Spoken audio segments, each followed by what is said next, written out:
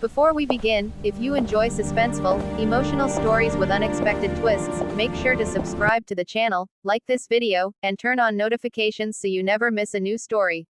The office lights clicked off one by one as Maya Thompson slung her bag over her shoulder and headed for the elevator.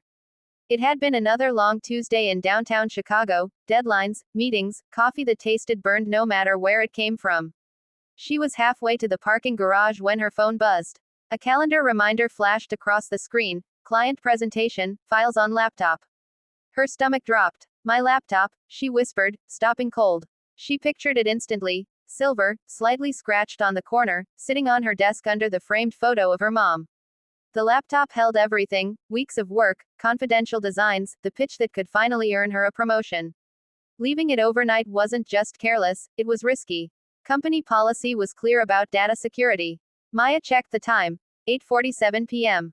The building technically closed at 9. She turned around and jogged back, heels clicking too loudly in the empty lobby. The security desk was unmanned, just a handwritten sign that said "back in 5 minutes."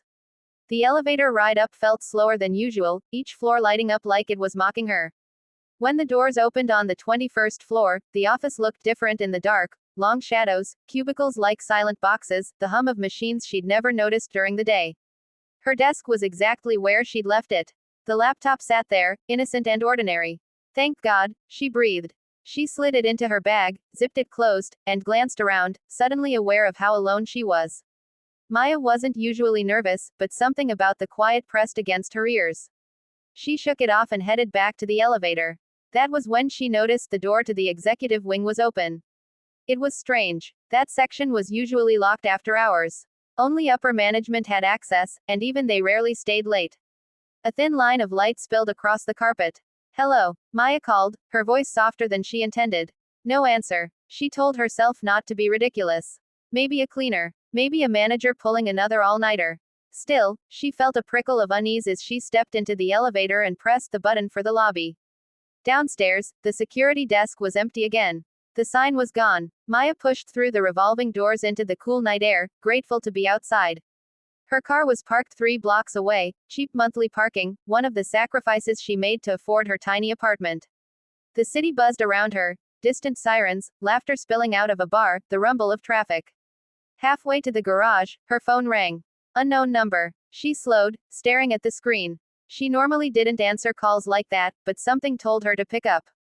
"Hello, Ms. Thompson," a man said calmly. His voice was deep, controlled, with no hint of static. "You left your laptop at the office." Her heart skipped. I just picked it up." There was a brief pause. "Then you should check your bag." Maya stopped walking. She unzipped her bag with trembling fingers and pulled the laptop halfway out. At first glance, it looked the same. But when she turned it over, her breath caught. A small red sticker marked the underside. One she had never seen before. "I don't understand," she said. "Who is this?" "My name isn't important," the man replied. "What matters is that your laptop was accessed tonight." "That's impossible," she said quickly. "I was gone less than an hour." "Long enough," he said. "Ms. Thompson, do you know who your company really works for?" Her mind raced. "We're a design firm. Healthcare branding. That's it." The man chuckled softly, but there was no humor in it. "That's what you're told." Maya's pulse hammered in her ears. People passed her on the sidewalk, unaware that her world was tilting off its axis. "If this is some kind of prank." "It isn't," he said. "And you're not in trouble." "Not yet." She hugged the bag closer to her chest. "Then why are you calling me?" "Because you're careful," he said. "You noticed when something was off. You came back for the laptop. Most people wouldn't have." Maya swallowed. "What do you want?" "For tonight." "Nothing," he said. "Go home. Don't turn on the laptop. Don't plug it into your Wi-Fi. Tomorrow, go to work as usual." "And then?" she asked. "And then," he said, "pay attention." The call ended. Maya stood frozen for a long moment, the city noise rushing back in like a wave. Her first instinct was to call the police. Her second was to throw the laptop into the river. Instead, she forced herself to breathe and kept walking. Her apartment was on the 3rd floor of a brick building above a closed-down bakery. She locked the door behind her, slid the deadbolt into place, and leaned against it, heart still racing. The familiar smell of laundry detergent and old wood should have comforted her. It didn't. She set the bag on the kitchen table and stared at it like it might bite. "Don't turn it on," she whispered to herself. She poured a glass of water with shaking hands and sat on the couch, trying to make sense of the call.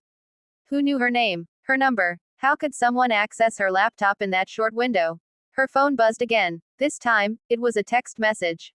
Unknown number. You're safe tonight. But others aren't. Sleep if you can. Maya didn't sleep. She lay awake listening to every creak of the building, every car that passed outside. Around 2:13 a.m., there was a knock at her door. 3 slow knocks. Her breath caught in her throat. She grabbed her phone, silently dialing 911, her finger hovering over the call button. The knock came again, firmer this time. Maya Thompson, a man's voice called through the door. The same calm tone from the phone. I told you I'd make sure you were safe. She didn't answer. I returned your laptop, he continued. In person. Because I needed to see your reaction. Her eyes darted to the table. The bag was open. The laptop was gone. The man's voice softened. Open the door, Maya. This is where everything changes. Maya stood frozen in the middle of her apartment, the phone heavy in her hand, the emergency call still undialed. Her eyes flicked from the front door to the kitchen table again, as if the laptop might somehow reappear if she stared long enough. It didn't. Her heart pounded so hard she was sure the man outside could hear it through the wood. Every instinct told her not to open the door, yet something deeper, curiosity mixed with a strange sense of inevitability, kept her rooted in place. She swallowed, forced her voice steady, and asked, How did you get in here? I didn't, the man replied calmly from the hallway. Your window. Fire escape. You should really lock it. 3rd floor isn't as safe as people think. His matter-of-fact tone made the words more frightening than any threat could have. Maya's knees felt weak. She edged closer to the door, keeping the chain on, and cracked it open just enough to see him.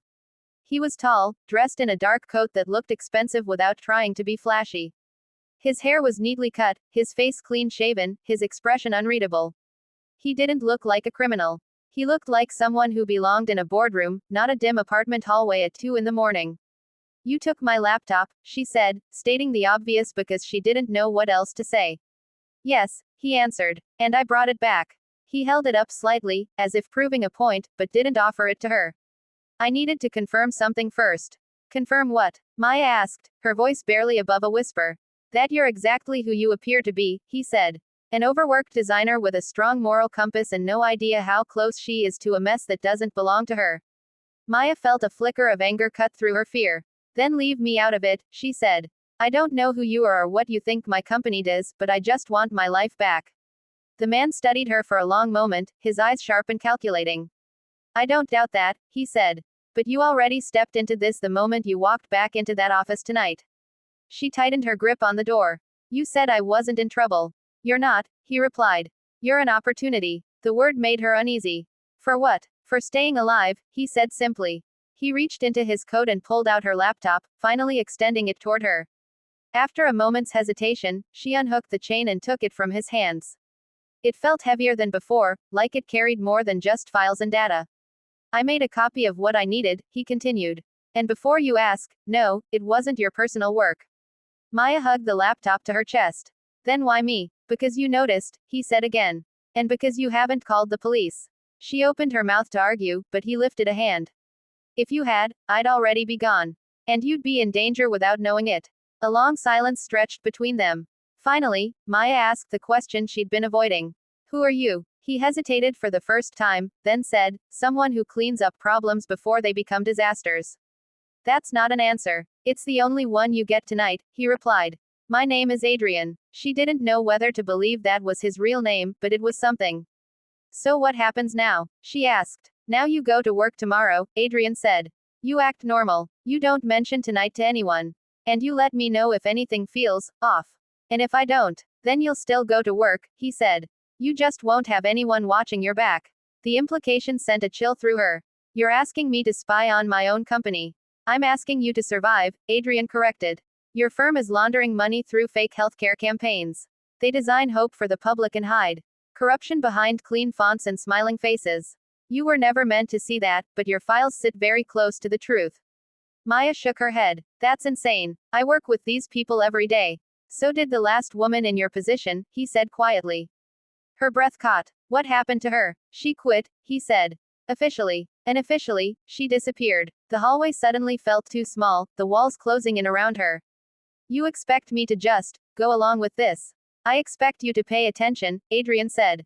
Nothing more, nothing less. Sirens wailed in the distance, growing louder, then fading away.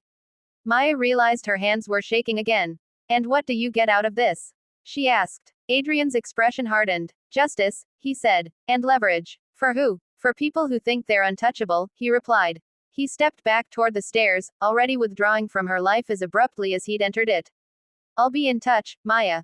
Don't make me regret trusting you. Wait, she said before she could stop herself. He paused, looking back at her. If this goes wrong, if something happens to me.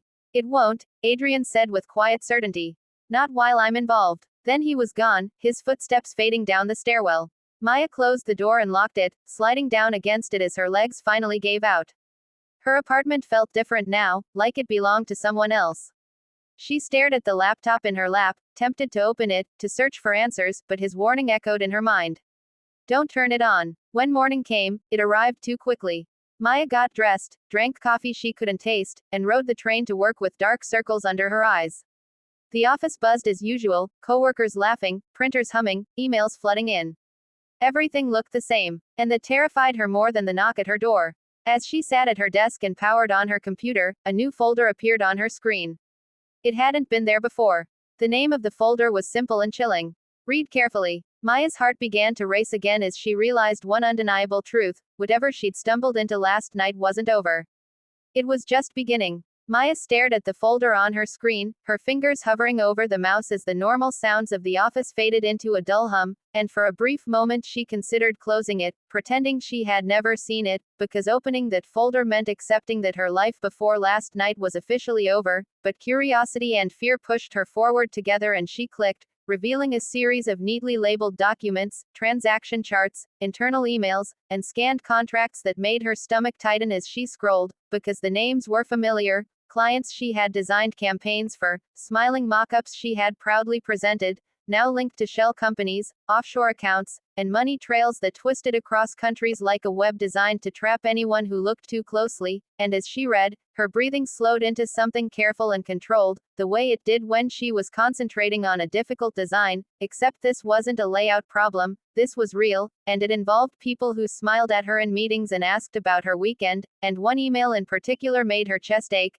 a message from a senior partner discussing creative cover narratives to distract from financial reallocations, language so clean and professional it felt worse than outright criminal words, because it proved intent, and as Maya minimized the folder, her coworker Jenna leaned over the cubicle wall with a cheerful grin asking if she was ready for the afternoon briefing, and Maya forced a smile, nodding while her pulse thundered, realizing that acting normal was now part of her survival, and throughout the day she noticed things she had never questioned before, the locked meeting rooms, the sudden silences when she walked by, the way executives watched more than they spoke, and by mid-afternoon her phone vibrated with a single text from an unknown number that read, "Good, you found it," confirming that Adrian was watching, somehow, and that realization made her feel both safer and more trapped, because being seen meant being involved, and when work finally ended she didn't rush home, instead stopping at a crowded cafe where she sat by the window pretending to work while replaying every interaction from the day, every glance, every pause, until another message appeared telling her to go home now, and when she did, she found her apartment exactly as she'd left it, but her sense of security was gone, replaced by an awareness that her life was now layered, with visible routines hiding invisible dangers, and later that night Adrian called, his voice steady as ever as he explained that the folder was only the surface, that her company wasn't just laundering money but designing influence, shaping public perception to protect people with power, and Maya asked why law enforcement wasn't handling it, her frustration finally breaking through, and Adrian replied that some doors were locked from the inside, that evidence disappeared, witnesses recanted, and that people like him existed because systems failed quietly before they failed publicly, and she asked him again what he really was, and after a pause he admitted he worked for a private network that dismantled criminal financial structures by following the people who thought design firms, charities, and startups were the perfect hiding places, and he told her she wasn't expected to be a hero, only a lens, someone inside who could notice shifts before disasters happened, and when she hung up she sat in the dark thinking about how ordinary her life had been just days ago, how worried she used to be about deadlines and promotions, and how small those concerns felt now, and the next week passed in a strange rhythm where nothing obvious happened and yet everything felt tense, like waiting for a storm that never quite arrived, until one evening she overheard two executives arguing in hushed voices about a leak and a timeline that had moved up, and that night Adrian's message came faster than usual, telling her that plans were accelerating and that she needed to be careful, because once people sensed exposure they stopped caring who got hurt, and Maya felt fear settle deep in her bones but also something unexpected. Resolve, because despite everything she hadn't run, hadn't frozen, and she realized she didn't want to be powerless anymore, and when Adrian asked if she was willing to help more directly, just temporarily, she said yes before she had time to overthink it, knowing that choice would reshape her future, and as she lay in bed staring at the ceiling, she understood that the laptop she had forgotten wasn't just a mistake but a doorway, and she had stepped through it, into a world where information was currency, silence was dangerous, and survival depended on seeing clearly, and somewhere out there, forces much larger than her were moving pieces into place, unaware that an ordinary woman with a designer's eye had begun to see the pattern forming beneath the surface, and once seen, it could never be unseen.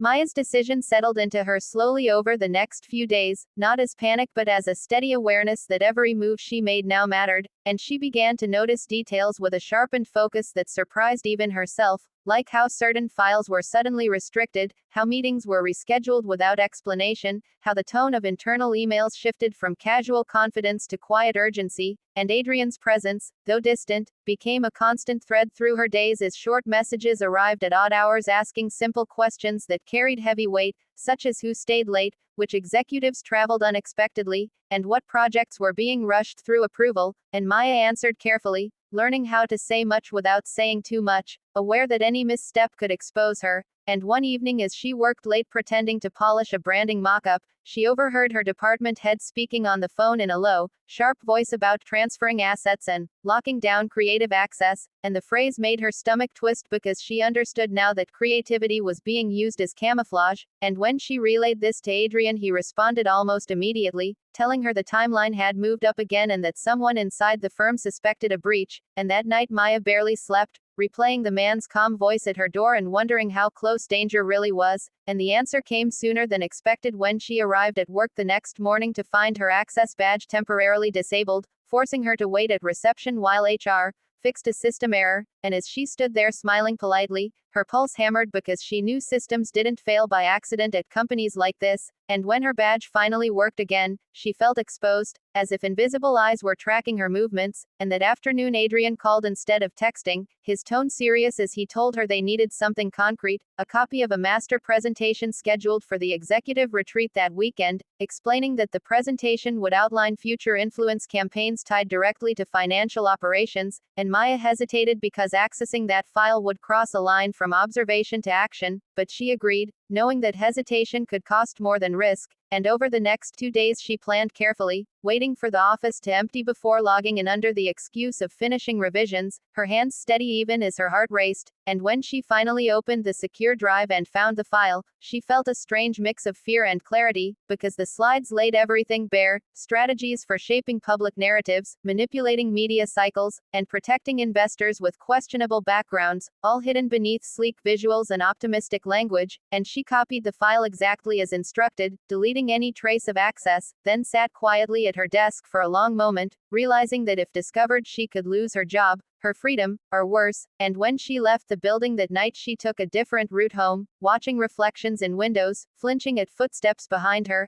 and when she reached her apartment Adrian's message was already waiting, brief but heavy with meaning, telling her she had done well and to lay low, and the next morning the news broke of a sudden regulatory investigation into several companies connected to her firm, causing chaos in the office as executives scrambled, meetings were cancelled, and whispered conversations filled the hallways, and Maya kept her head down, her role shrinking into the background just as Adrian had predicted, and for a moment she felt relief, thinking it might be over, but that illusion shattered when she received an anonymous email at work containing only a single line that read, "We know someone is feeding information," and her breath caught as she realized exposure was closing in, and when she forwarded the message to Adrian his response was immediate and uncharacteristically blunt, telling her that someone had accelerated their countermeasures and that she might need to disappear from the firm sooner than planned, and the word disappear echoed in her mind, carrying the weight of everything she had learned. And that evening, as she packed a small bag at home just in case, she looked around her apartment, the ordinary life she had built, and felt a sharp sense of loss for the simplicity she could never return to.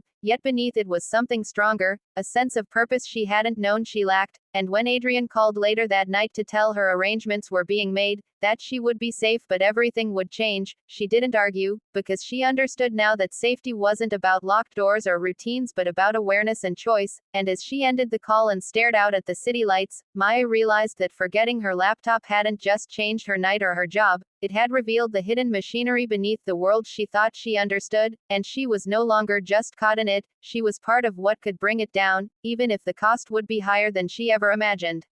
The next 48 hours unfolded with an unsettling calm that felt more dangerous than chaos, and Maya moved through them as if suspended between two lives, one visible and one hidden, as Adrian's instructions came in precise fragments telling her what to take, what to delete, and how to behave normally until the moment she was told not to. And at work the tension thickened as executives held closed-door meetings and senior managers began speaking in careful half-sentences, while rumors spread of audits, resignations, and investors pulling back. And Maya noticed how quickly loyalty dissolved when fear entered the room, because people who once laughed easily now avoided eye contact and guarded their screens, and it became clear to her that this company, which had once felt like a stable ladder toward a better future, was built on pressure and secrets that could collapse without warning. And when Adrian finally told her not to come in the next morning, she felt a mix of dread and relief, because not going meant crossing the point of no return, and she packed her bag slowly, choosing essentials with a strange detachment, realizing how little she truly needed compared to what she was leaving behind. And when she stepped out of her apartment for what she suspected might be the last time,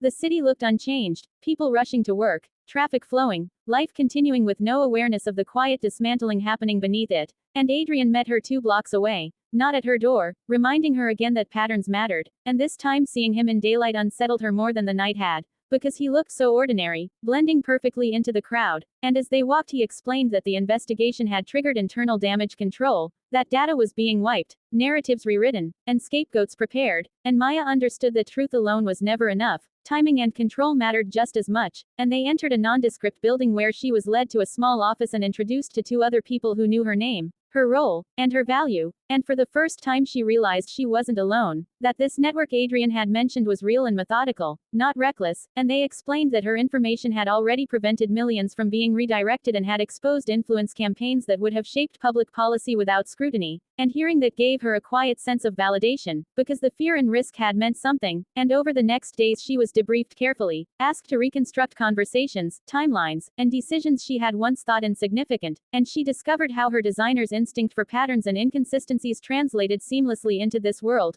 where visual order often hid moral disorder. And while part of her mourned the loss of her old life, another part felt sharper, more awake than ever before. And when news finally broke of arrests, board resignations, and frozen assets connected to her firm, Maya watched from a distance, recognizing names and faces that once felt untouchable, and she felt no triumph, only a sober understanding of how close she had been to becoming collateral damage. And Adrian checked in less frequently now, not because the danger was gone but because her role was changing. And one evening he asked her if she wanted to return to something resembling a normal life under a new identity or continue working with them in a capacity that used her skills openly rather than secretly. And the question lingered because both options carried loss, but only one carried purpose. And Maya spent a long night thinking about the woman she had been before the forgotten laptop, the one who believed safety came from predictability. And she realized that version of herself no longer fit, because once you see how narratives are built and abused, you can't unknow it. And when she gave Adrian her answer, her voice was steady, choosing to stay, to work openly in the shadows rather than blindly in the light.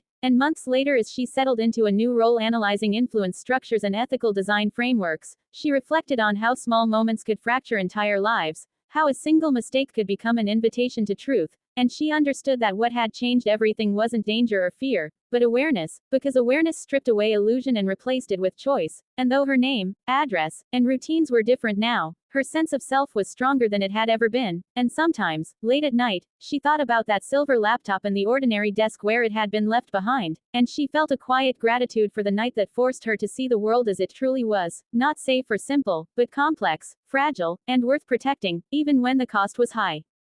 Time reshaped itself in Maya's new life, stretching and compressing in unfamiliar ways as weeks turned into months and urgency gave way to discipline, and she learned that the work she had chosen required patience more than bravery, because dismantling influence was less about dramatic takedowns and more about tracing quiet decisions back to their source. And in her new role, she examined campaigns the way she once examined color palettes, identifying emotional triggers, buried incentives, and the subtle cues that guided public behavior without ever announcing themselves. And she found that her past didn't feel wasted but repurposed, every deadline and revision now a form of training for this precision. And Adrian remained a constant presence though never intrusive, offering guidance when needed and distance when not. And one evening, as they reviewed a case involving a tech nonprofit masking political manipulation, he told her that most people believed power announced itself loudly when in reality it preferred to whisper. And Maya understood exactly what he meant because she had lived inside one of those whispers without hearing it until it was too late. And as their work expanded, she began mentoring others pulled from ordinary professions: analysts, writers, marketers, people who had never imagined their skills could be used to protect rather than persuade. And in those moments she recognized a quiet responsibility to be honest about the cost. Because safety came with trade-offs, identities changed, routines dissolved, and certainty was replaced by informed risk. And yet there were moments of unexpected peace, like mornings without panic, nights without fear of a knock on the door, and the knowledge that her choices aligned with her values. And occasionally the past surfaced in small ways, such as seeing an old coworker's name in an article or passing a familiar cafe that no longer knew her. And those moments carried a soft ache but not regret, because she understood now that regret belonged to the life she might have lived had she ignored the warning signs. And one afternoon, while reviewing archived materials from her former firm, she discovered a draft campaign she had designed years earlier, its optimism genuine but naive, and instead of sadness she felt compassion for the person she had been, ambitious and trusting, doing her best with the information she had. And she closed the file with a sense of closure she hadn't expected. And as the organization she worked with grew more visible in certain circles and more invisible in others, Maya learned the importance of restraint, knowing when to act and when to wait. And that lesson proved vital when a new case emerged that mirrored her own beginning, involving a junior employee who had stumbled onto something dangerous and didn't yet understand the implications. And Maya advocated for patience and protection rather than pressure, remembering how fear could cloud judgment. And when the situation resolved without harm, she felt a quiet pride that went deeper than success metrics. And one evening months later, she found herself alone on a rooftop overlooking a city that wasn't Chicago but felt familiar in its rhythm. And as the lights came on and traffic traced glowing lines through the streets, she reflected on how easily life could pivot on a forgotten object, how chance and choice intertwined to reveal paths we never planned for. And Adrian joined her without announcement, standing beside her in silence for a while before asking if she ever wished she had left the laptop where it was. And Maya considered the question carefully, because it deserved honesty. And she answered that she sometimes wished for the simplicity of ignorance but never for the cost it demanded. And he nodded as if he had expected nothing else. And in that moment she understood that the work they did wasn't about heroism or sacrifice but stewardship, about holding a line most people never saw so others could live without noticing the pressure behind their peace. And as the night deepened, she felt a calm certainty settle within her. Not the fragile certainty of routine but the resilient certainty of purpose. And she knew that whatever came next would be faced with clarity rather than fear, because the night she forgot her laptop had taught her the most important lesson of all, that awareness was the true turning point, and once gained it could transform accidents into agency. And as she left the rooftop and rejoined the quiet flow of the city, Maya moved forward not as someone who had been pulled into darkness, but as someone who had learned how to navigate it without losing the light within herself. The sense of balance Maya had cultivated was tested when a new operation surfaced that felt uncomfortably personal, because the patterns mirrored not just her past company but the emotional architecture of the life she once lived. And as she reviewed briefing materials, she noticed how the organization under scrutiny presented itself as ethical, progressive, and transparent, using language that appealed to hope and trust in the same way her old firm once had. And that recognition brought a quiet tension, because familiarity could sharpen insight or blur judgment. And Maya chose to slow down, examining every detail with care, tracing funding lines, campaign timing, and narrative shifts that coincided too neatly with policy changes to be coincidence. And as she worked, she felt a renewed respect for the discipline she had learned, understanding that urgency was often the enemy of truth. And when she presented her findings to the team, she focused not on accusations but on structure, showing how influence rarely required force when persuasion could be engineered invisibly. And the room listened in attentive silence, because her calm carried weight earned through experience rather than authority. And as the investigation progressed, Maya was asked to take a more public-facing role within carefully controlled environments, advising organizations on ethical communication practices before damage occurred.